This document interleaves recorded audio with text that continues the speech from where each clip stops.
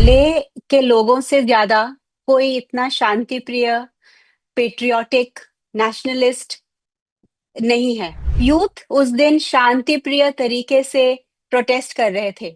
अगर सीआरपीएफ ने tear gas नहीं चलाई होती तो ये एक बहुत पीसफुल प्रोटेस्ट होने जा रहा था। ये बिल्कुल भी इसके पीछे ये था ही नहीं कि ये हिंसापूर्वक हो। और सोनम वांगचुक इंस्टिगेट तो दूर की जगह, वो इसके बारे में उनको पता भी नहीं था। वो दूसरे पार्क में थे जहां पर उनका अनशन चल रहा था। लेह में जो भी पिछले 6 दिनों में विशेषकर और उससे पहले 4 सालों में चल रहा है, वो बहुत ही एक सैड और अनफॉर्चुनेट इंसिडेंट है। लेह के लोगों से ज्यादा कोई इतना शांति प्रिय, पेट्रियोटिक, नेशनलिस्ट नहीं है।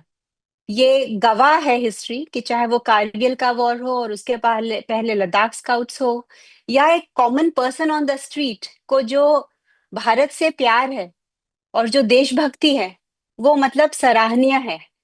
तो फर्स्ट ऑफ ऑल ऐसे रीजन में कर्फ्यू लगाना is absolutely wrong and we condemn it.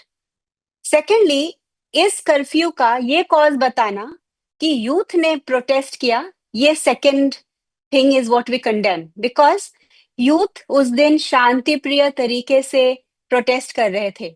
अगर सीआरपीएफ ने टीयर गैस नहीं चलाई होती तो ये एक बहुत पीसफुल प्रोटेस्ट होने जा रहा था, क्योंकि हमारे इंस्टीट्यूशन के स्टाफ और स्टूडेंट्स ने हमसे लीव मांग के वहां जाने के लिए रिक्वेस्ट किया था।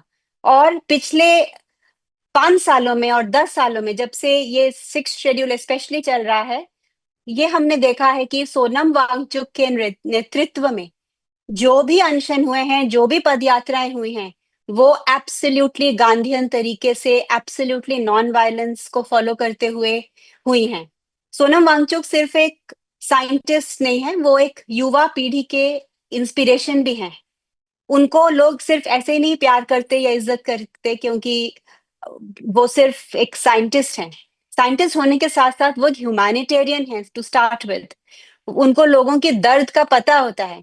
उन्होंने अपना करियर, जो कि वो फॉरेन में जाके भी रह सकते थे, बचपन में ही उसको इंजीनियरिंग से कन्वर्ट करके एजुकेशन में वो आए, क्योंकि उनको युवा पीढ़ी की दर्द थी। उन्होंने अपनी पूरी जिंदगी ग्रास रूट लेवल में एजुकेशन पे काम करने में बिताई। जिस इंसान का लाइफ का मकसद ही हो कि वो युवा पीढ़ी को आगे ले जाए, इंस्पायर करे, वो फर्स्ट ऑफ ऑल ऐसे वायलेंट प्रोटेस्ट क्यों करवाएगा और उस पर ये क्यों दोष दिया जा रहा है? आज तक तो ऐसा कभी नहीं हुआ था। अगर सीआरपीएफ ने उस दिन टीयर गैस नहीं चलाई होती और ये सिचुएशन एस्केलेट नहीं हुई होती तो ये कभी भी वायलेंस नहीं हो सकता था। तो इसीलिए ये बहुत एक दुर्घटना, मतलब इतनी ये सैड है ये सिचुएशन कि आप अच्छे खासे एक शांति प्रिय जगह को आप एक गलत ब्रांडिंग दे रहे हो। आप यहाँ लोगों का वायलेंस की बात कर रहे हो, जो कि हमेशा से ही पेट्रियोटिक और शांति प्रिय रहे हैं।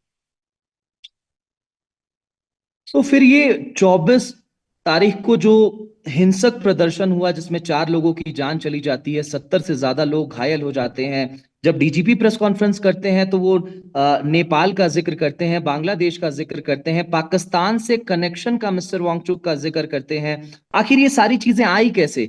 और ये मिस्टर वांगचुक सारी से की जब मैं सारी। जी। जी प्लीज कंटिन्यू मैम। नहीं, जो भी स्टेटमेंट्स डीएसपी ने कही हैं वो बिल्कुल हम कंडेम करते हैं।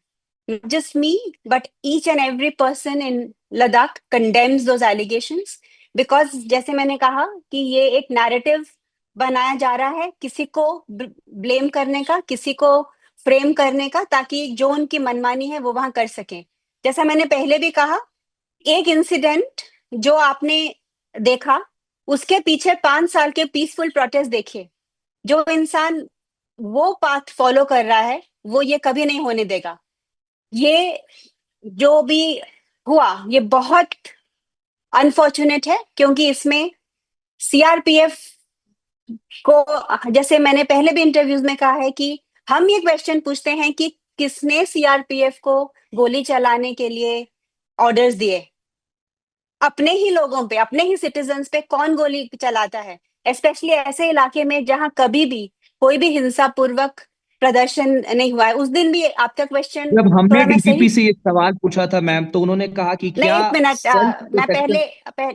नहीं, मैं पहले आपका क्वेश्चन जो था मैं उसमें थोड़ा उसको चेंज करना चाहूंगी। आपने जो कहा हिंसापूर्वक प्रदर्शन, प्रदर्शन हिंसापूर्वक नहीं था शुरू में।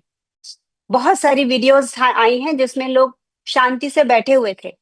उस दिन plan candle march, candle protest और पीसफुल प्रोटेस्ट का था।